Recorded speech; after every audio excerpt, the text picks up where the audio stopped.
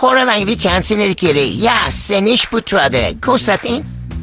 Seven Stage brendga tegishli qora rangli Full DC inverter, ya'ni 70% gacha tokka ekonom qiladigan model.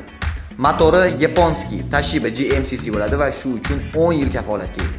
Mahsulot 36 metr kvadratda sovutib, isitib bera oladi. Air 32 freon odamga umuman zararsiz freon bilan jihozlangan. Wi-Fi borligini hisobiga telefoningizni ulab turib bemalol boshqara olasiz. Tok 135 voltdan 260 voltgacha ko'tarilib ketganda kuymasdan 1 me'yorda ishlab bera oladi.